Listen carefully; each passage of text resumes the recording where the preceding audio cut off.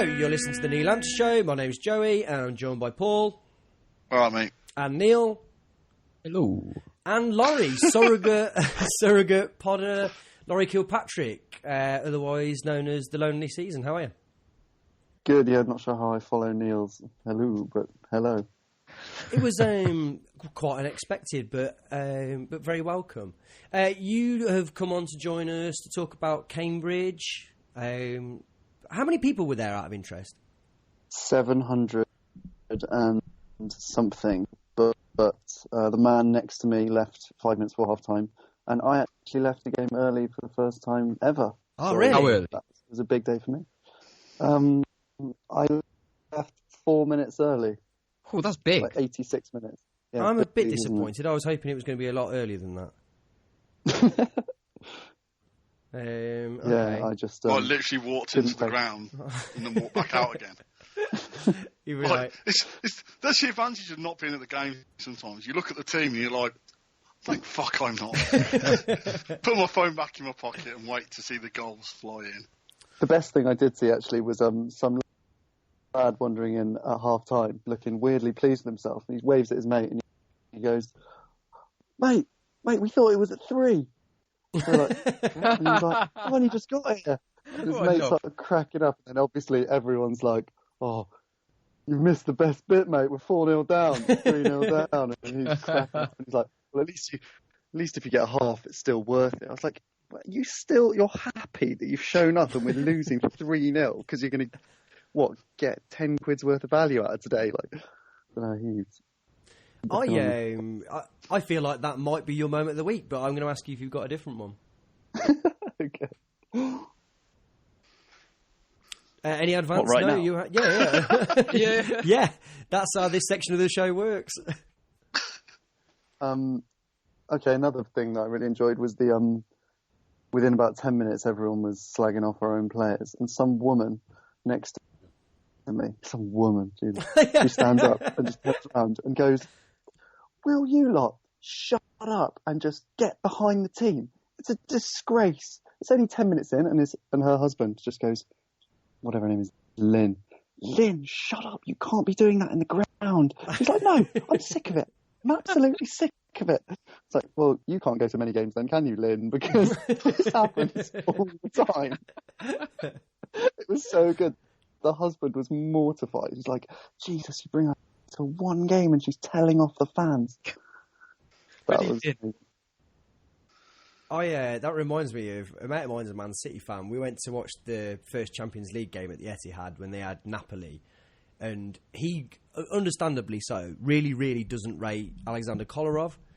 And we'd been not at any great volume, but had just been sort of talking about sort of how his poor positional play, blah blah blah blah. Anyway, they went 1-0 down, and then he banged a free kick in to make it 1-1 on about 70 minutes. And the couple in front of us turned round, and they had a right go at us. They were just like, "Oh, you've been slagging him off all game, blah blah blah blah blah." But talk about picking on the wrong guy. The guy that I was with is a loose cannon, to say the least. And I was really uncomfortable about it. But you have never seen any couple get a tirade back in the way that this guy did. It just wasn't. He absolutely lost his mind at him. He was just like, you can fuck. Just was it. They made me waiting for about 3 minutes and then just got up and left. I was like, oh, God, you poor people. You had no idea. Just look straight at it. I was just like, oh, God. Neil, moment of the week. Are you mates with Joey? Hey, he's all right. Just don't push his buttons. Just don't talk to him. don't ask him to not slag a player off who's patently not very good. Yeah, sorry, Neil. Joey, my moment of the week was on Thursday when I watched Ben Stevenson's goal back again. Great. Oof. That's it. That's the best thing that happened this week. Talk us through it. Well, they were rubbish, and their goalie was rubbish, and he was doing the same thing over and over. And this one time, for some inexplicable reason, their defender passed it back to him, made it hard for him. Goalie smashed it out along the ground, and Stevenson, being brilliant, was able to nonchalantly stroke it into the top corner in sensational fashion, and it was just the best thing that's ever happened. Where does it sit with best goals we've scored in the last few years? Oh, certainly my top 15, Joey. Care to hit us with the other 14? Yeah. We got nothing else. Do you want me to run through? Actually, I don't like the whole best thing, because everything's the best nowadays, isn't it? So, and I'm not saying is it the best, but is it how? Basically, what I'm saying is how good was it? Ooh, top 15, Joey. I'm not having to go at you and your, this needing of the best, but yeah, it was all right. It was good. But there's been such good ones, haven't there? Or there's always good goals, but it was a favourite. Goal, though. Nah. No, I'm not having that. It was a hard ball skipping along the ground. And that's like saying that Adam Armstrong's against Millwall is an open goal. The keeper's off his line or whatever. It's not. The thing like that one is it wasn't. I mean, you watch it back. The keeper would have saved it if it hadn't been in the top corner. Yeah, that's what made it brilliant, didn't it? The way he was flying across the goal, like I am going to save this, and the ball just kept moving further and further away from him. Stunning. Yeah, that keeper's got to think, oh shit, that's a poor clearance. But he's not like, oh, he's definitely going to score this. He's got to think. He's got to look at where he's at and go, I'll have this, won't I? He's basically going to have to perfectly place this in the top. Oh bollocks.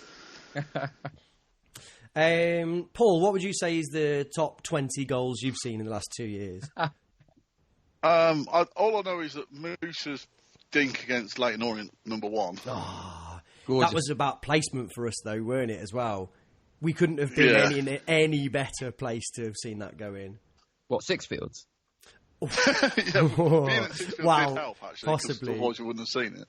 No, but, we got moved out of our... Usually we sat behind the goal, and they closed that stand at Sixfields, and they made us move to the left-hand side looking at the goal, which meant that we were like front row seats for exactly where he was. You got to see him from his back, dink it right the way over from his view. Nice. But you're right, it would have been better to have not been at fucking Northampton. Paul, moment of the week? Surely Moose Preston. Sorry, sir. You're all right. Preston in there. Paul, moment of the week? My moment of the week is, as you know, I like looking at things like stats, and we are in the bottom 6, and we played 5 of the bottom 6 at home this season. And you remember the other week we had this discussion about the fact that we don't concede many goals at home. That might be due to the fact that we played 5 of the bottom 6 at home. And out of those 5, we've won 1 against Chesterfield, we've drawn 3 0-0, and we've lost against MK Dons. And the defeat against MK Dons was truly shit, because they're a truly shit side. But if anyone had any doubts about how dire we are, we've played the only 5 teams that could be in the bottom, the bottom 5, excluding us, and we've only beaten 1 of them. In 3 of those games, we failed to score. You have a specific... We're a shit football team. You have a specific voice for giving us stats that you've come up with. Do you realise that? It's not. It's just... Well, maybe so. Also, cases like, you look at the bottom 6 of the table, you're like, shit, we played them, and that was 0-0. Shit, Bury, who can't buy a point, we managed to scrape a 0-0 against. And I asked someone, do you think we get relegated? And we're like, well, Bury might help us out. And it's like, yeah, but they're still above us. I think they've lost 10 on the bounce, yet they're still not quite as shit as we are. I think we'll be... So I think we all know that it's possible to be around there at Christmas and then pull out of it. But it's also really, really likely that you go down, isn't it? The thing is, previously you looked at our defence and you thought, that defence is shit. But I kept confounding the critics by not being shit in terms of goals against. And now we're getting absolutely hammered 4-0 by teams like Cambridge United. And you're like, yeah, even this mask of sort of competence has slipped, that we're just now pretty much fodder for lower league teams. Oh God, it's so depressing.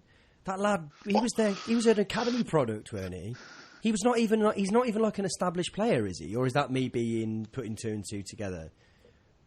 Bury. Yeah, I got the impression he was just like a kid of theirs, and a midfielder. He wasn't even a striker. Have you seen the 4 goals? I know. Yeah, obviously Laurie has. Yeah. It's like I all only 4. saw 3 actually. Did you? All 3 on sort of TV, or 4, all 4, but well, 3 behind the penalty. You watch on TV. He's like the only person in shot most of the time. Yeah. It's like, where the and he went back to 3-5-2, and you're like, really? Have you not learned anything from any point this season that playing 3 at the back is just a disaster? Laurie's going Obviously to come not. on to it properly later, but just talking about the goals, they were like the set menu of the various depressing ways that you could concede goals. Like soft cross, like a sort of defensive mix-up. Like it was a little smattering of everything that you could possibly have wrong with your defence, weren't it? It's like when you sort of, I don't know if you used to do this back in the day, when you used to play Football Manager and try and sabotage another team. So basically put everybody up front in their formation. Was that just me? Basically, I used to play 10 as my formation. Yeah. It was shit. I've never seen such awful, just organisation at the back. Yeah. Were you guys watching it online? No, they kept showing clips on BBC. Too many clips. It was horrible. No, I was at the Birmingham Christmas markets enjoying myself. Oh, really? Yeah. How do they stack up to the Manchester ones? Oh, in fact, I was there recently. In fact, yeah. I haven't been into the Manchester ones. The Birmingham ones are all right, apart from the obvious issue of there being lots of Brummies. But there was one woman in a Coventry City hat, so we sort of said hello to her. But other than that, yeah, it was an enjoyable afternoon out. Better than going to the Abbey Stadium, that's for sure. I haven't even got a moment of the week. I just haven't. Good on you. Right, we're going to start this week by talking just a little bit about the MK Dons game because we didn't do a pod last week. So, Paul, I know you were very keen to get into some of this. Do you want to kick us off? Where do you want to start? I want to start with the fact that I was really, really angry about a week ago, and now I'm less angry about it than I was. However, it comes to a certain point where reality has to kick home, and take Ben Stevenson's wonder strike, top 15 wonder strike out of it. We weren't going to score in that game. I know we had other opportunities, but when they're falling to people like Biggie, he's not a goal scorer. And the way he put his easy chance over the bar was pretty shocking. But also, I was thinking like this today, when we play 3 up front, when your right winger has the ball, your left winger has really got to be busting his gut to get into the box to make an extra striker. And Kyle Reid doesn't do it. And Jody Jones, when Kyle Reid gets the ball, doesn't do it. So we only ever had one striker in the box. But against Milton Keynes Dons, we played with Marcus Tudgay. So most of the time we had no strikers in the box. And we're not going to score many goals doing that. And we're not scoring many goals doing that. And you keep thinking, well, people seem to think, I can just throw any old formation out there and it's going to work. 4-3-3 is quite specialist. You still need your strikers to be able to, as I say, adapt play wide and through the middle. So having a different front three each week is just madness. And then having different players play different roles each week is just madness. But then playing Tudgay as a number 9 in a system where he's got no one around him is madness. And then when we checked, so it was 1-1. It was, this game's there for the taking. What substitution? We've got to take Andy Rose off because it's 60 minutes and Andy Rose is going to fall apart. What should we do? Should we bring Ruben Ramirez on? And, he could play really attacking like he did against Bolton and have a really good game. Or we could bring on Maycock, who's making his debut and doesn't really know what to do. Oh, okay, we'll make that substitution. Oh, that'll go down really well. So I'm not slagging Maycock off. It's just, he shouldn't have been brought on. It was just a stupid substitution. And then when Ben Stevenson got sent off, and I can see the arguments for and against, my argument still is, as soon as it happened, it was like, he's going to get sent off now. Yep. And if that had been an MK Dons player on Stevenson, everyone in the ground would have gone fucking apeshit if they hadn't been sent off. So, at the end of the day, it was a sending off. Shit happens, he wasn't that late, but his foot was up. But after that, it was just a case of, we're going to lose. And then you watch their second goal. And we're just so shit at defending. Utter garbage at defending. you just wait, and their goal just... You had 3 chances to clear this, yet they've still managed to have 2 players lining up to put the ball in the back of the net. Where the fuck is the defence? And, the game then just comes to an end because we haven't got any fight in this, so we're 2-1 down and we're going to lose 2-1. And Tudgay gets booed off, and you're like, well, that's a bit harsh, because who in their right mind plays a 35-year-old as a lone striker and give him no support from anywhere? And then McBean comes on, who suddenly everyone thinks is a genius because I haven't seen him enough to realise he's probably not that good yet. And you just sat there going, oh, this is just pointless. What the hell am I doing here? Oh, at least I'm not going to Cambridge next week, so it can't all be bad. And the only positive was I thought Dion Kelly-Evans didn't look out of place at right back. But what? Look out of place as in he looked shit? Or... No, he just... Well, I mean, he didn't look... He made one really bad error that they probably should have capitalised on. Other than that, he looked He looks like what we've seen from him. He looks Aaron Phillips light. He's quite dynamic going forward. He's not particularly physical. He's no technically worse than anyone else. He's no, I still don't really see what we'd have got. I don't think we'd have been in any worse position. I know that's particularly difficult. If we'd have given him the games to given Jerry Sterry, I just... I didn't see him and go, shit, we're really missing Jerry Sterry. I didn't see a difference in class between our right back and Newcastle's right back. So I still think we're just wasting everyone's time with Sterry. Your dad, other than that, Neil's dad would disagree, I believe. Oh, why is that? I thought your dad... No, yeah, you're right, yeah. No, yeah, he's not keen on... he's too small, isn't he? Old... what's his surname again? Kelly-Evans. Kelly-Evans, yeah. He is tiny, though, isn't he?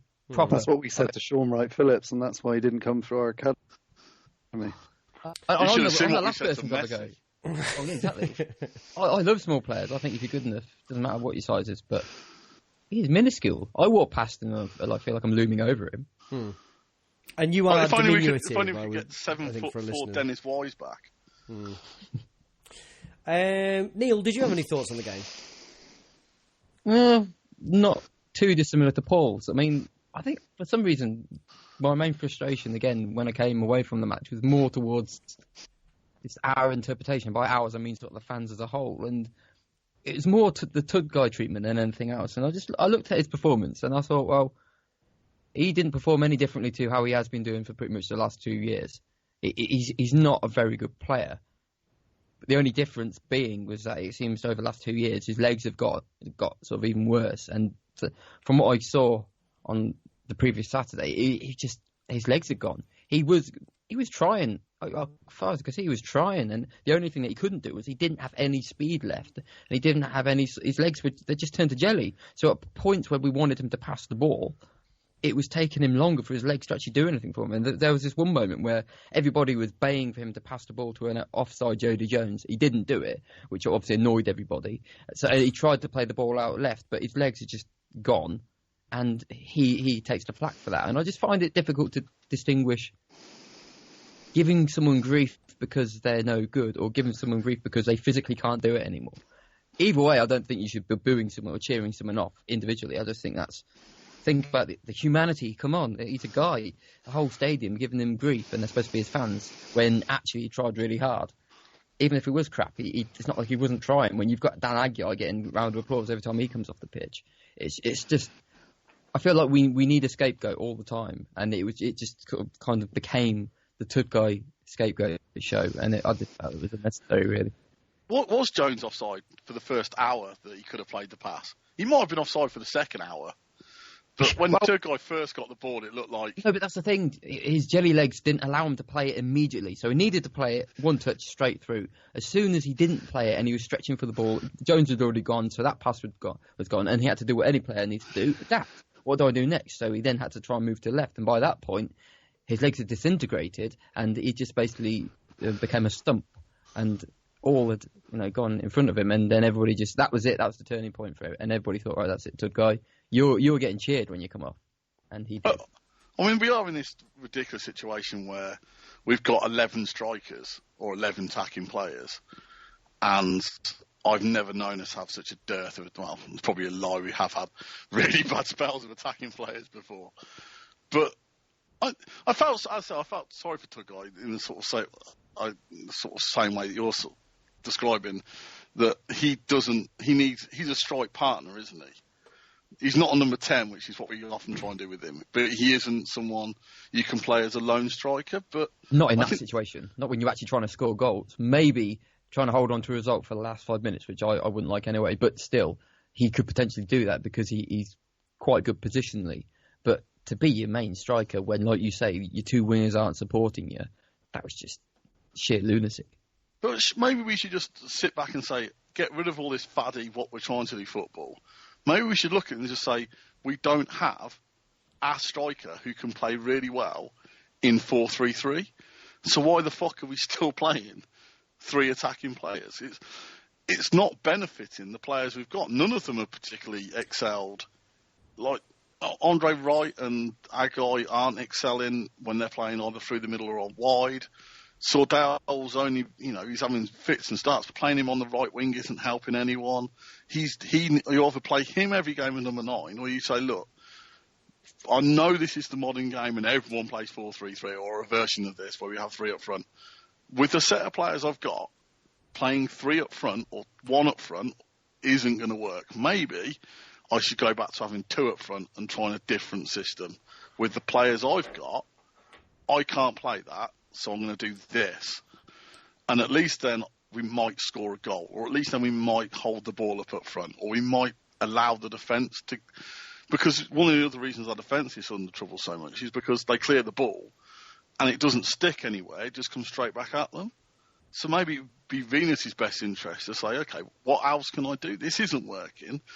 Why don't I play Agai and Sordell as a strike partnership and see if I can actually try and get those two to work together and build out that way instead of consistently trying to go for a formation we clearly don't have the players for. I think part of the problem is that he has signed a squad of players or Mowbray has signed a squad of players who don't really fit any formation. But the point I was going to make about Venus, before we move on to talking about the future and what we would do, is, I guess, we were all falling over ourselves last season to commend him on his incredible recruitment. To what extent does he need to take some of the fall for the squad makeup as it is? I guess the problem with that is we don't fucking know, do we? So what's the point? I mean, that's the critical thing. Is, say I was the manager and you were head scout, and I went, Joey, I want a right back, and you went, well, I've got Jerry Sterry, and I'm sort of, to some extent, I'm waiting for you to give me 3 or 4 options, and then it's down to me as manager to choose one of those 4 options. But basically, your job is to identify which players we should be looking at. Whether or not you then go, well, there's other things that go into it because me and you might discuss it and go, the person we want is this one, we can't get that. Oh, okay. Down the line, like Sterry's still my 4th choice out of those 4, but he's the one I can get. I don't know, but I think Venus was apparently quite very vocal in the fact that at the end of the day, it was down to Mowbray which players that he scouted were brought in. I think you would do that, wouldn't you? Well, yeah, I just feel like we all sort of underestimated at the time sort of the cumulative effect of losing all those players. You look at it and you think, well, Jordan Willis is going to come back, so he can go into the middle, and it doesn't matter because Ramirez can then start playing because we've kind of seen him play well, and Biggie can play in the middle because Biggie did all right. But when you think about it, none of these players were first choice last season. None of them were, and we were talking about Tudgay. Well, he can go up front, can't he? Because it's Tudgay. He wasn't even good enough to get in the team last year, so now he's not even good enough to be our first choice, and yet he is. It's just all these things. You put all these players who you think, they're backup, aren't they? And that's all they are. They're backup. Willis is the only player now in the first team, if you leave out Burge, who was actually playing on a regular basis last year. It's like... Yeah. And even then, at points he probably wouldn't have got in. The interesting one for me is Biggie, who I think has been really, really good this season at times. But last season, don't forget, he couldn't get in the squad because he was the lone player that was too far down the pecking order. Yep. But actually, I'd say he's, second best player this season, roughly speaking? And that feels mad, doesn't it, given some of the performances he's put in? But Like you say, he's done well, but he's also been horrific. crap, But you're saying all this. We had a pod at the end of last season where we said the decision that Mowbray's making now is fucking madness. His decision to release so many players is madness. Yeah. We said it. We foresaw it. Because I think the last time Laurie was on the pod, I made some comment about the fact you wouldn't see us being bottom now. And he went, well, you sort of could, because you sort of knew that the goal-scoring players were on loan. So it was always going to be a complete gamble who we bought in to replace Armstrong and Murphy. And at the end of the day, we did see, we sat here and had the discussion where we said releasing people like Aaron Phillips and Aaron Martin is madness. Not because they're the best players in the world. It just means you have to replace them with someone better, but you've got to replace people like Armstrong with someone as good. So you're replacing even sort of solid first teamers with more players. It's just Mowbray gave himself too much to do. There was no reason at all to let Aaron Martin go, because as soon as he did, it meant he had to bring in 4 centre-halves, and he's brought in 1, and that guy's shit. I feel like we're on very well-trodden ground here, so let's move on to talk about the possibility of a manager going out, which we've never done over the last 5 years. Right, I want to offer you up a quiz question, which I think Paul is going to get the answer to, because I think we talked about this on a particularly long car journey recently. If Mark Venus's current managerial win percentage was in a Coventry City league table, where would he be? Top 15? Whatever, Joe. Let's go since Phil Neal. It was quite high at one point, because hasn't he won 4 games or something? Let's have some answers, please. Paul? 3rd. Laurie? 3rd? Jesus. I reckon 7th. Neil? I'm going to hedge and say 5th. He would be second behind. He would be second behind Mark Robbins. How many games has he done? He's played 15. Yeah, he's had 15 games, won 7 of them. 46. 7. Yeah, he's won 7, lost 6, and yet people are baying for his blood. Now, bear in mind, this is a devil's advocate style intro to this, but people are baying for his blood as if he'd lost every single game that he's took charge of.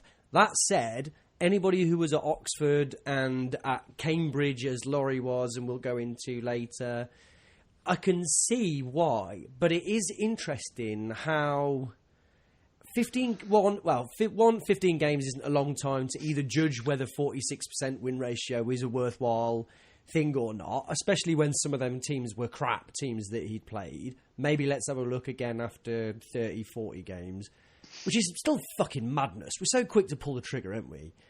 But I just think the division is so clear between start and end that people immediately start to think that the beginning was just a fluke. Whereas maybe if those results had been spread throughout this period, like win-loss, people would be far less likely to just kind of, everyone's just forgotten that opening phase now, haven't they? They just thought that's new manager bounce. That now doesn't count. That's the only explanation I can think of. But there isn't also a case of some of those wins were against sort of shit teams in, like, one of those wins is Morecambe in the second round of the FA Cup. One of them is Northampton Town in the EFL. I mean, for the best will in the world, they're games that no one gives a toss if we win or lose in. Well, and that's what I think is so interesting about this question, isn't it? Because I think there are lots of ways to look at it, but I'm very interested to know your specific ways. So, Paul, what would you do? Would you go fire or keep or wait? What would you do? I don't think he's a manager. I mean, from what I understand, thankfully I wasn't there, but against Cambridge, he played Biggie as a right wing-back. And he played Gadjeff and Maycock in the centre midfield. Is that what he did, Laurie? I mean, I'll get on to the formation later, but I think saying that he had a plan is actually a bit much. But yeah, I think. Yeah, I mean, basically, we've had, as we discussed earlier, Biggie's been one of our top 2 players you've got no central midfielders, so why are you putting one of your best two central midfielders at right wing back and then bringing in Gadjev, who you clearly don't rate, and some kid who's not ready? It's keep going back to this three at the back. And you watch the goals on Saturday, and on Sunday, they don't even look like they've trained it. It just looks so disorganised. And I'm sorry, the guy isn't the manager. I mean, he shouldn't be there. There's, if he'd have wanted to be a manager, it wouldn't have taken him to his 48. He's not. He's obviously the cheap option, the easy option. He shouldn't be there. Who should be there, I don't know. But Mark Venus is no more qualified to manage that football club than any of us four. Are you saying that you would have one of us four? I think crucially the question is which of the four of us would you have? I'll give us all 5 games and see who had the best ratio. But he's there. He's Coventry manager because he happened to be there when his mate got fired, and that's not how you should become manager of a football club. Well, I know you said that you've struggled Everyone else sat down and he's just there, standing up with his trousers down. Will manage for food. Paul, you said that you wouldn't care necessarily to venture into who you would have as manager. Is that something that you can't be pried away from? I don't know. Every so often I think about it, and it's just, I'm not sure the football club's in a position where you'd want to let. You wouldn't want to give that football club to anyone, really, would you?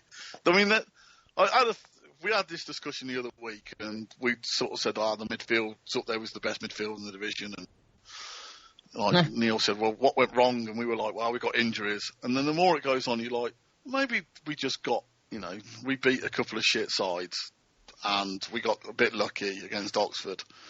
But the reality is that team has nothing about it. And in January, it's going to be very difficult to bring in the players we need because we desperately need a goal scorer. We watched Bolton the other week. They desperately need a goal scorer. If you're a goal scorer, who are you going to choose? You're not going to choose us. We desperately need a big song centre half. I'm not sure if Venus is the sort of guy to go out and buy that either. So I thought you said the one who was going to go in centre half then. I thought, these must. I couldn't get so much more than just individuals though, isn't it? You look at that team yesterday and you look at what's going on this season, and it's just, I say team because it's not a team, is it? I mean, compared to last year when you got the sense that they all were pulling together as part of the same unit, and there's that little, as annoying as it was, little click up front, and they were all like, they loved each other, and they were all brothers and all that sort of stuff, and it was you felt the unity there. This year, it's become my catchphrase, but it's just a bunch of players. They're just there. They're all playing for whatever reason. They're all just getting game time. None of it doesn't matter. The fact that Coventry City are where we are this year doesn't matter. Because most of them are either going to bugger off or they're just trying to find a way of using this as some sort of stepping stone. Or just to stick out being a professional football for as long as possible, like some of the more local lads, I'd imagine. I agree with you, Neil, though. I've played in teams like that before, though, when we've been like bottom of the league. Yeah. And you just don't want to be there, and you can see it in their eyes as soon as that first goal went in. And I just see myself there just being like, I don't want to be playing in this game. Like, this just isn't. There's no connection between anybody, is there? There's nothing going on. And there was a point this season, where you kind of felt something was beginning to gel, and then bad luck or whatever it is when you get injuries and people drop out, and suddenly that just dissipates because it takes a while for that to build, and you need to sustain it. But we just didn't have a chance to sustain it. And it just, as soon as you start losing games again, it exasperates all the sort of the negative elements of your team, and the isolated players who are just nothing. They're just nothing. They're just there. There is something to say though for the midfield point though, because if you look with Biggie, Stevenson, McCann, and Rose, like those 4 players would get into most teams in this division, and we've got all of them. It's just unfortunate that they're all centre midfielders. So Rose is a bit of a stretch, isn't it? Sorry? Rose is a bit of a stretch, isn't it? Workman-like. He's a goal-scoring midfielder. He's 6'2" of goal scoring. He's scored occasional goals. I don't mind him, but it's a stretch to say that he's an all-American hero. He is, yeah, from your neck of the woods, in fact, isn't he? Yeah, he is from Bristol City. I think Neil could sort of alluded to a good point as well a couple of minutes ago, where I was thinking, the other thing I was thinking was like, it's not an old team, but in 5 years' time, you do wonder sort of if, Lewis Page will be knocking on your door to ask to clean your windows, or if Daniel Aggai will be. I would not let him anywhere near my windows. Daniel Aggai will be sweeping the grass cuttings off your lawn, having sort of mowed it very nicely. I just don't see that many players who can have very long careers in the game. I think of Lewis Page players, as a window cleaner, as a Robin Asquith type from Confessions film. That's one for the kids. Confessions of a window cleaner. Yeah, I think so. He's a comic chap, isn't he? Yeah. Neil, your thoughts on... That's probably really harsh. They have great careers. I don't see very good footballers out there. Well, I think we talked about this earlier in the season, didn't we? West Ham hadn't got any left-backs and were trying to buy anyone in the world to play there at the start of the season when Aaron Cresswell was injured. But they had a 20-year-old left-back that they weren't willing to let anywhere near the team. I think that says a lot, doesn't it? Is he the same age as Cresswell? No, he's a few years younger, I think. Has Cresswell got old now, is he? I think he's probably about 23, 24. But, amazingly worse. Yeah. Yeah. Neil, let's have your thoughts on Venus. I think I've been quite vocal about my thoughts on Mark. He's not my kind of guy.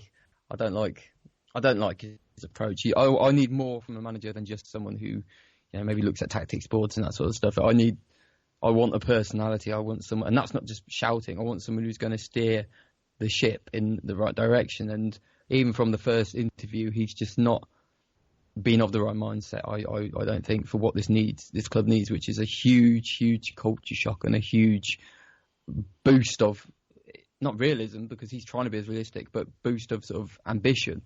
And ambition can just be words. And be like, look, what we're doing now is not good enough. And even if we do keep losing, at least he's fucking saying it's not good enough.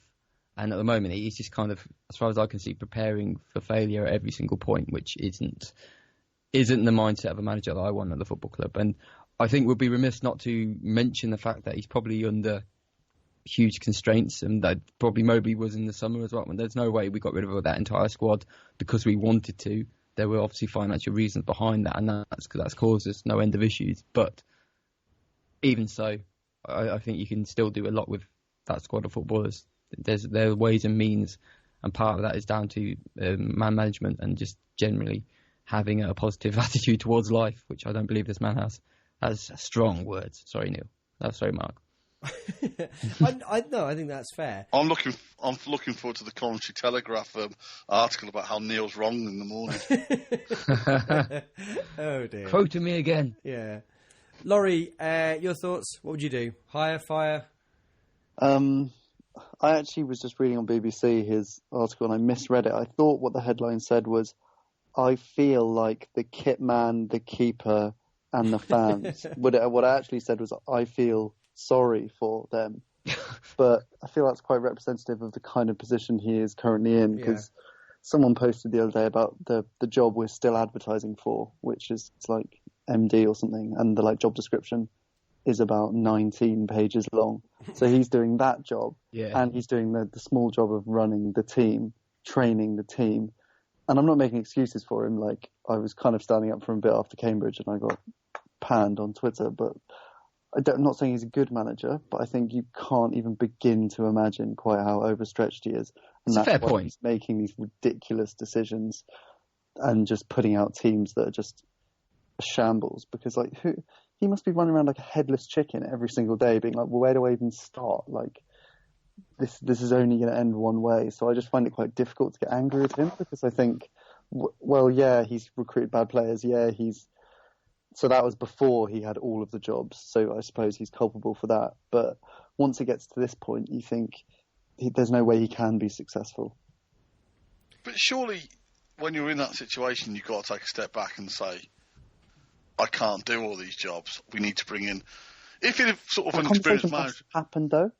But the thing is, if it was an experienced manager who managed 200 games, it'd be a different... maybe you could juggle these things, but I think there's a part of... I would have thought every professional footballer who'd love the chance to be manager. So, I think it gets to that bit where... Is he just trying to hold on to the job because he likes the idea of being a football manager and wants to sort of prove himself? Or is it the fact that the club's just an absolute fucking shambles? Now, I think there's got to be a certain amount of the latter in there. But I think he has to hold his hands up and say, look, I can't do this. I can't physically do all these jobs.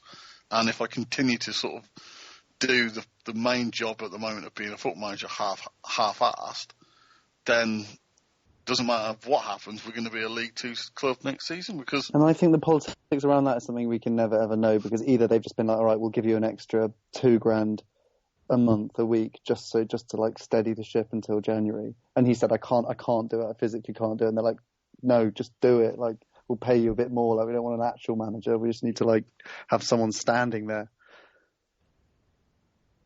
Well, like you say, unfortunately, it's impossible for us to know. For the sake of completion, and I'll try and be brief, I haven't got an answer. I just think that it's almost moot, because we've tried everything. That definitely isn't an answer. Well, it almost is, in as much that I think that whatever we do, it's fucked. So I think we have tried everything in recruiting managers over the last 10 years or so. We've gone for young up-and-comers. We've gone for people who've previously secured promotions. The last one was predicated on the idea of someone who had a win percentage above 40%. And you struggle really to look for any, remaining criteria that you would begin your search on. And we've actually had managers who you would consider to have had at least some period of success over the last few years. If you look at the last 5 managers that we've had compared to the previous 5 managers before them, you'd say that they were twice as good. I don't think there were periods where people liked Pressley and Robbins and Mowbray, but ultimately we find ourselves still at the bottom of League One. We're getting beat by Cambridge 4-0.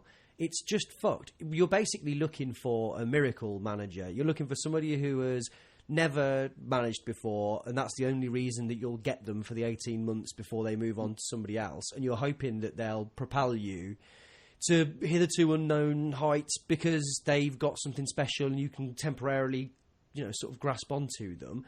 But you don't know who that is. No one knows who that is. I'm looking through some of the, as I want to do, some of the managerial odds for the Bury manager and the Rotherham manager, which I guess is sort of the middle distance between our job.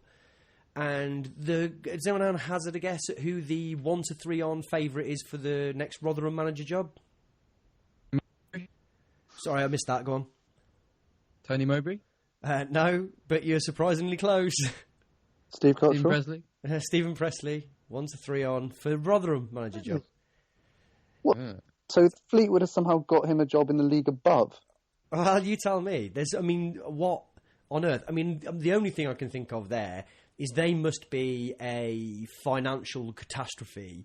Yeah. Because I guess that's what he did for us, wasn't he? He just sort of saw the ship through those incredibly turbulent waters. But you look through. Sorry, go on. I quite liked him. Yeah, I did as well, but ultimately... I think it all went wrong near the end, and I think it just became almost impossible for him to sort out, because he was in that situation where you start losing some, and all you can do is change, but that just makes it worse. Changing just makes it worse, and it becomes this horrible sort of loop of change and just defeats. But I think as a leader in a different team, I felt he could do something, but he's yet to prove me wrong, so... I don't know. He was also a tactical butterfly, wasn't he? Where he would be swayed by the current trend of the day, and I think wasn't it? That was ridiculous. Yeah, I'll admit that. Yeah, he could have, if he'd have stuck to his guns on something. Actually, he was playing 4-4-2, and that was what was working. And then that strangely became the thing that is now de rigueur. If he was only really like 2 years too ahead of time. If he'd have just stuck to it, he'd have got out of that division. Yeah, just stick to anything. Just commit to your beliefs a little bit. Yeah, but the next Bury manager. I mean, if you look through some of these, even Rotherham manager, Phil Brown's up there still. Would anyone take Phil Brown here? And this is a championship club. Nigel Adkins knocking about both jobs. Alan Kirbishley, maybe. I'm looking. He's got to be in here. Amazingly, I can't see him. Fossilised. Kenny Jackett, Ryan Giggs. I mean, Kenny Jackett's record is fabulous. He's only ever... I think he's got every club he's been involved with promoted, whether he's been manager or assistant. But we've had people with great records. And I think that Neil has got a point, is I do think you need a cult of personality manager. And that's not Kenny Jackett, I don't think, is it? I think we drag him down. Because also, I would actually judge whoever took this job. Like, you don't just have to be mad to take this job. You have to be absolutely stupid. Like, I wouldn't touch it with a barge pole. But managers, it's the same reason that people keep signing Mario Balotelli, is that people think that they are going to be the one, don't they? But there's also a certain amount of... You almost can't lose, can you? Like, we're sat here now saying that Tony Mowbray's completely fucked this, what cards he had in June, July, August, he just misplayed them so badly that he is one of the reasons that we're going to get relegated. He's part of the major issue. But there are still people out there who will defend him, and he might get a job in the Championship next, because people turn around and go, well, it wasn't his fault at Cov because X, Y and Z. And it's the same with the players. To some extent, the players are given a bit of leeway, because we lose against Cambridge United, and rightly or wrongly, most people are hammering the owners. And you're like, yeah, the owners deserve stick for the position we're in, but they're not the gutless twats who are on the pitch not trying against Cambridge United. And I said this on the last pod we did. There comes a point where it's personal pride as well. And this bunch of players, to me, aren't, Chris McCann came out, it's on the website today. It's like, well, Cambridge United just wanted it more than us. And you're like, what do you want me? That's not that's not a good thing, yeah. Exactly, yeah. God. It's like, I almost don't know how to respond to that. Because wanting something doesn't require any skill. Yeah. That is just, if that's fine saying that, but then in the next game, you have to come out, Crawley doesn't really matter. The next important game, so that's Southend at the weekend. If you come out, and again, Southend are obviously trying more than we are, then is that the manager's fault because he can't motivate the players? Is it the players' fault because they're a bunch of gutless bastards? Is it the board's fault for buying a bunch of gutless bastards? Could a new manager come in and motivate them to not be a bunch of gutless bastards? I think that, as I said, we've been saying that every night, one of the big problems is no one can do anything to this squad, this cack-handed, awful squad, until January. But even then, what they're going to do, we assume there's money in the budget because we know that Mowbray didn't get all the players he wanted, so there must be some money. But we're not going to sort of spend any on, in real terms. We're not going to go out and sort of spend £500,000 to sort of try and keep us up, because from what we understand, and we've had it from a couple of sources, Caesar have neither, and I know people don't believe this, but this is what we keep being told, Caesar have neither put money in, okay, people believe that, but haven't taken any money out for a couple of years. Basically, the club runs self-sufficiently. We're getting gates of 9,000, so we haven't got the fan base to sort of pump shitloads of money in. Not having to go at the fans, that's just the situation. That's fair, yeah. So we're going to go into January, and we're going to be squabbling around for the dog end of the players. And the question is, with all the other jobs Venus is doing, is Venus in a position to actually identify players he needs? Probably no, because he's going to be the guy who's doing the deals to bring them in anyway. So surely it'd be better to just go, look, we need to give a manager the whole of December, so when we get to January, we're looking to make deals. The 1st of January, because I keep saying this, we need to make signings the 1st of January, because in January, whatever we think of these players, you know, Sterry's going, Page is going, Chris McCann's going, you know, Agai's going, Wright's going. I know these are players we're happier going, but they're 5 players, apart from McCann, who we'd like to keep. They're 5 players we're going to have to sort of replace somehow, because once you take those 5 out, the squad's beginning to look quite thin. Add to the fact that you need to bring in at least another centre half, preferably one who isn't shit. It's just, you know, in January, it's big decisions to be made. And I don't want Venus just to be there, so we just keep people like Lewis Page because it's easier than finding someone new. Yeah, when Chris McCann came on at half-time, it kind of felt like when, I don't know, someone's dads found out that you're all having a party without a parent, and then they come round, they see the complete mess that you've made, and he's like, all right, you lot, just fucking stop it now. We're going to start cleaning. And that was how it felt. He just came on, bullied everyone a bit, and then we only conceded 1 more goal, but it was so nice to see him come on. I mean, that is tantamount to a 3 times improvement, really, isn't it, though? Right, let's let you elaborate a little bit more on that, and then we'll wrap up, I think. So, I mean, without wanting to scar people mentally too badly, how would you describe the game?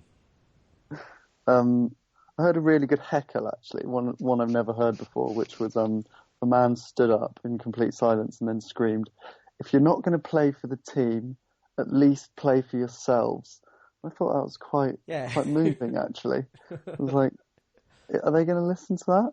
And that was kind of how it felt. Like, did Andre Wright tell him to shush, or?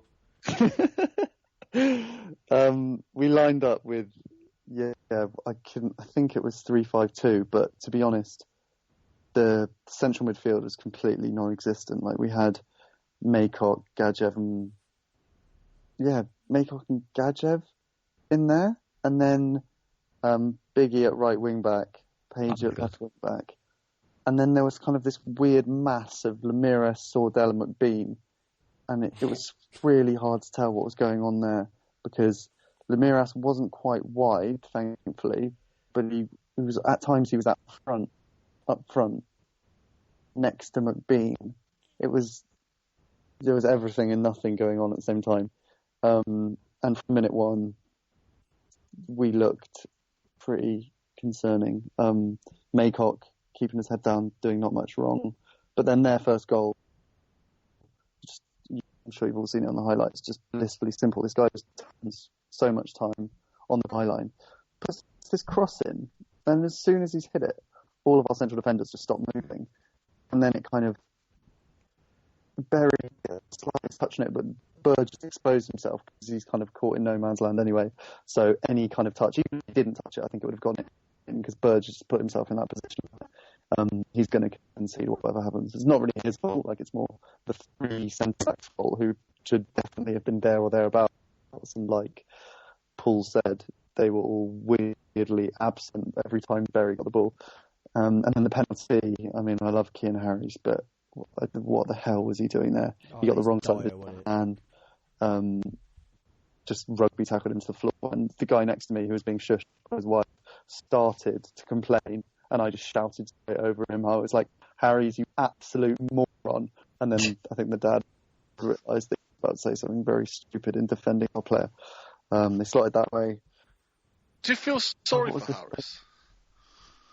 I did a little bit, because he kind of looks quite happy when he's out there. As soon as he's got the ball at his feet, he's like, "Oh, this is what I'm like spraying passes." He picks out passes other centre backs in our team definitely would not do. But he's just permanently scared in case number 26, which is a guy called Ikpeazu, who you might have noticed looked like he'd eaten a few of his teammates for the game. He was absolutely massive. Turnbull was looking after him, in so many words. But Harries was like free, because I don't think Venus trusts Harries to play part back out of a back four. So yeah, he was like the spare man. Sorry, I forgot your question, Paul. Blame him? Not blame him, because we have a big thing. So, if they're good enough, they're old enough. And I look at Kean Harris, and I just think he's as you say, technically very adept with the ball, but he just looks like a child still. And I think sometimes we get a bit obsessed with playing players as young as possible. And I watch him and just think, either play him at left back if you want to play him, because, he's obviously very talented, but at centre half in League One, he doesn't have the strength or the, he's not particularly a dominant centre half anyway. So I don't think we're helping him by playing him in that position. I think I'd rather, if we're going to play him at left back than just hang him out to dry. Because then his assets would be utilised and his weaknesses, which are very apparent at centre back, wouldn't be exposed so much.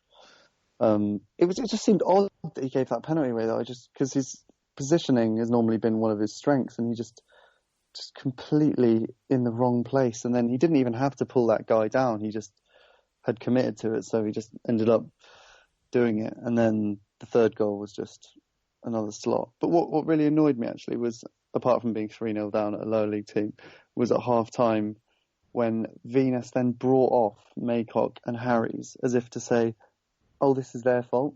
I've played these two young players. Oh, this is their fault that we're losing. So I'm going to switch it up, play 4-4-2, which we probably should have been doing anyway. And I bet they went off and they're like, oh, great. So now we feel like us being 3-0 down is somehow our fault, when in fact it was far more Gadjev's fault, Turnbull's fault, and Lewis Page's fault.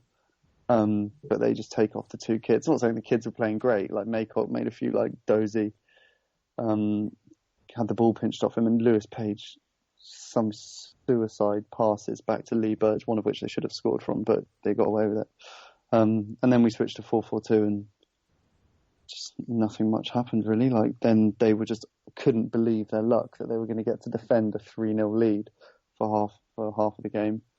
And that was one of the reasons I left with 5 minutes to go, just because at no point. Oh yeah, Reed did have his shot that ended up hitting the linesman when he really should have scored. But it was so depressing watching them kind of sit back and invite us on, and even with them inviting us on, the best we could manage was Cole Reed hitting the linesman from a 7-yard shot. It wasn't good at all. And no one came out of it with any credit. Lee Burge made a couple of amazing saves, as is his remit these days. Everyone post Oxford was quick to say that was the worst they'd ever seen. How did it compare to Cambridge? I think, because we actually had a little spell during the Oxford game just before half time where Cov just kind of tempted us and said, okay, look, we have got some impetus. We might get back in it. But there was absolutely none of that against Cambridge. And it wasn't even like Cambridge were all over us. They were just, sounds ridiculous to say, Cambridge United were clinical against us. They got their chances. They slotted them away. They wasted one that was denied to them by an unbelievable save from Lee Burge. But they didn't look out of breath. It wasn't even like one of those cup games where they hustle and harry the higher league team, put them under pressure and make them make mistakes. They didn't even have to do anything. We were more there for the taking than any game I've ever seen. And we were saying just earlier, I was just looking out, and I've played in teams like that before, teams that have been bottom of the league. And as soon as, even before we were losing, people just didn't really look like people wanted to be there. People weren't even. I'd almost prefer it if people were getting angry with each other when mistakes were made. No one's bawling out anyone. No one's tearing chunks out of them. They're just like, oh, Jordan Willis. He's our captain. Him, Cov lad. He doesn't give anyone hell. He doesn't give anyone shit for making chronic mistakes. Why is he not giving Lewis Page an absolute rocket when he drops in a hospital pass to Lee Burge and we almost go 1-0 down within 10 minutes? He should be. Yeah, it's very sad.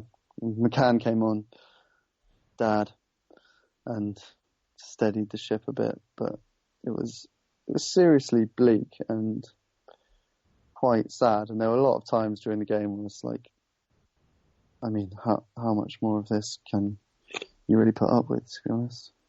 It was just a very sad day. Probably best that we leave it there before you actually kill yourself. God. Okay, thank you for that. Right, so Southend. I don't know what I expected you to say. Like, you were going to be like, actually, it wasn't a bad 4-0 loss. But wait for the second half. Things chirp up. Southend, then, they are 10th at the moment. I have a feeling, but I don't follow League One enough, I'm sorry, guys. I have a feeling that they've had a batshit season where they've gone on mad runs. Does anyone know that to be true, or have I just made that up? Who are we playing again? Brown. Southend. Say that again, sorry, Laurie. So they fired Phil Brown already so far this season. I'm not sure, have they? Was that last year? I thought he was still there, yeah. But you just said he was on the list of managers for the next job. Or was that just because he's so good that they're poaching him? Exactly. That's what I mean about that list, why it's so fucking horrible. On one of the other people, now I like this manager, but isn't doing... He's, one of the guys down there is Keith Hill. Oh, God. Who's Rochdale Hasn't manager. he proved that he can't move further than 2 miles away from Rochdale Stadium? Exactly. Right. You'd be like, you've done this once. Don't fuck it up again. But yeah, I just think, anyway, so I think Phil Brown is still there. With Musa? No, he was playing for someone else against us this season, wasn't he? Anton Fortuny. Yes, you're right, Mark Anton Fortuny. Who was Musa playing for again? Playing Walsall. For Walsall. There you go. Looking very chubs. Yeah, Frank. Yeah, they have not lost in their last 6. They have they've won 3, drawn 3 of their last 6. We not so good. We've won 1 and lost 4 of our last 6. We've actually lost our last 4 league games by the looks of it. I think this league games that I'm looking at here. Southend players. I don't really. They have some. Yeah, I think so.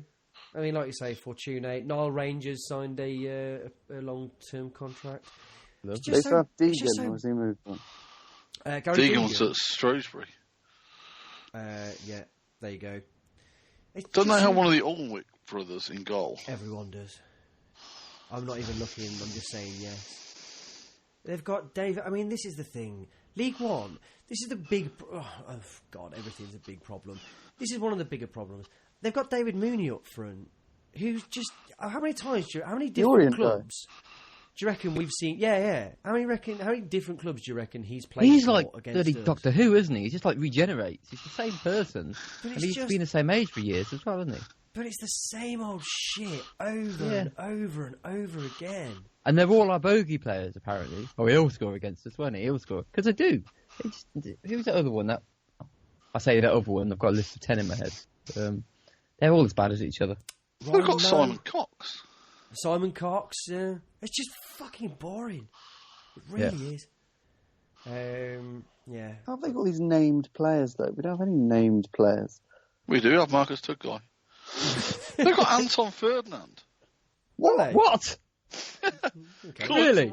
According to Wikipedia, Anton Ferdinand played for Southend, yeah. Oh, no wonder they're flying high in 10th. That's crazy. It's fallen down the league so quickly. He played for Police United in the Thai Premier League. No, sorry, it was heavily linked with a move to Southend. On 27th of August 2016, Ferdinand signed for Southend United on a 1-year deal. Oh, yeah. Well, there you go. So that's a comprehensive roundup. Has anyone got anything else before we wrap this up? Who's going? To Southend? None of us 3, I wouldn't have thought. Are you? No, I wouldn't have thought, as if we've nothing to do with that team. No, I'm definitely not going. No. That's good then. So, and we're not even acknowledging Crawley, right? Yeah, we're not acknowledging Crawley. What's quite good though is my my poll's finished. My poll of if CCFC folded, what would you do? Oh yeah. And 54% of 280 votes said they'd enjoy the freedom. 29. I voted 29. for the team. Yeah, 29% said they're going to watch AFC Cov City. Yeah. 8% said they went go and support Cov United, Yeah. and 10% said they're going to support AN Other. Yay! But the vast majority would just knock it on the head and do something a lot more fun with their time. What would you do, Neil? And support a better team like Brazil. Did you watch the last World Cup? True story. No, I'll just go and pick someone good. I ain't going to watch a crappy non-league team. It's like watching your mates. Yeah, it is. Paul, you say that. They got into the semi-final. I know they got panned, but they were pretty good up to that point. No, they were all right up to that point. They had Fred up front. They were all right. Fred's one of the only players who'd make our front five look sort of Oh, acceptable. you're talking about Brazil? Yeah, I thought you were talking about some local team. No, Fred from the local team. All right. No, Fred from Brazil. Yeah, he does sound like that, to be fair. Yeah, I've again been thinking about this, and it's like, well, you know, I'd like to pass on supporting Coventry City onto my children, and then thought, but I actually love my children, so I want them to suffer this shit. And then it was like, Coventry folded, you know, you could be there, and so I was there at the start of AFC Coventry, and you're like, or I could just not bother do something. Get out of jail free card. The idea sort of, that we're you going to know. go, the idea that we're going to go bust and start again is a romantic idea that isn't going to happen for us. We're destined to live in purgatory. We're destined to slide down the leagues, I should imagine, but just in the current entity as it is, just crumbling away bit by bit. We're not. It's not going to be a big burn. I think everybody likes the idea, or some people like the idea of a Phoenix club or whatever, and then it rise up. It's not happening like that. Playing Is in the Northern Premier League at a 32,000 seater stadium. Yeah. The Sinks Derby. Yes. Yeah, but it's just not going to happen, is it? I think it's a really high likelihood. Us that kind of closure, never. No, we're just going to. I think there's a really strong likelihood that we could get relegated this season. But then Sisu aren't going anywhere, despite the fact that nobody understands why they're still there now. I mean, what the fuck are they doing? I know we don't want to go on to this. Self-sufficient, like they were saying, like what's the point of leaving? Like they're just paying a few salaries. Like, is it that big a deal? They can handle the abuse. But yeah, I mean that's the thing, isn't it? If the rumours are true that basically the club funds itself, Sisu aren't losing anything from owning Coventry, they're not gaining anything. I still think the big thing that needs to happen is someone needs to. I don't know. So the club's not for sale. Yeah, you know, shit happens. But if someone went up to Sisu and was like, I've got £20 million, here's £20 million, I'm sure Sisu would go, nah. Now, I'm not saying the club's worth £20 million. I don't know if the club, I don't think personally the club's worth fuck all. But the reality of the situation is, until someone actually comes forward and goes to Sisu and goes, here's something, will you take it or not?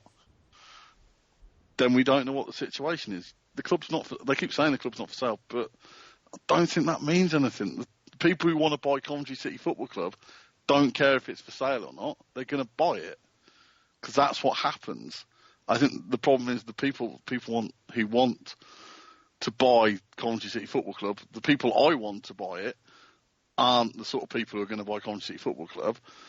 And then you look at the other options. It's like rich billionaires again. This like Red Bull thing. It's like, what about Red Bull Coventry City? It's like, well, yeah, do that, and then just sell your soul like every other football club has. And it's like, then it's just a race to the bottom anyway. I know we're on the race to the bottom at the moment, but I just think, why can't there be someone from Cov who's got a bit of, you know, Jack Walker style? Where's the old rich man who just wants to throw some money at his local football club? When are them days gone? Well, you stick your this money idea in it, that, Tom? You got a few quid, don't you? I don't think I have enough. I'd love, but even then, you know, when your lottery was like 109 million, it's like, I could win the lottery. Oh yeah, I'd buy Coventry City, and then I'd be like, oh yeah, shit, I still got to deal with wasps. So I can't buy the ground. Oh, there's no fix for this. Ain't your It wouldn't youngest just come out of nursery? No. Oh, right, okay. But when she What was does, that? isn't that like winning the lottery, getting that money back? Sorry, what did you say, Neil? I don't think a bunch of money would fix it. I think we had last year a team that was probably worth a hell of a lot of money. You'd probably throw a lot of money at that team, and we didn't get promoted. I think there's always a reason why it doesn't matter. We will get promoted next season. We just had fun this year, and then we'd run out of money. That's nice. So you just saying we're just doomed? Oh, well, there's a lot more that needs to change than just money. That's my point. Yeah, but what I mean is, it's like, but surely I think we all agree that one of those changes has to be we have to get rid of the owners. Yes. Yeah. But they don't. What I'm saying is that it doesn't need endless money. We could probably look at the teams that do well in this league. It's not all about cash. It's much more than that. It's different. It's not just cash. It's about building a football club, building a mindset, all that sort of stuff that I've waffled on about my whole life. But the thing is, it's sort of, to some extent, that's quite. Where does that come from? Because if we need to get rid of Sisu, you'd like to think whoever came in would do a better job. But there again, we thought that when Sisu replaced the last bunch of people, undesirables who own the football club. So, my point, Paul, let's is move. really that, Let's move. We could let's have a move load on. of we could have Go a on, load Neil. of money thrown at us, but if we're still the same old club and we're still the same, don't mind mediocrity kind of club. We had money with Coleman. We had a good team. We had good players. And third achievement every single season. If we did that again, we wouldn't go anywhere. We're too happy being just mediocre. So you think it's the fans? Good point, well made. I think. Sorry, Joey. That's got all right. I think this is enough of this. We could talk about this for the next 10 years and have been for the last 5. So let's say thank you very much to Laurie. Where do we find your blog? Anyways, thelonelyseason.club. And thank you to Paul. Cheers, mate. Thank you to Neil. Thank you. Thank you. Bye.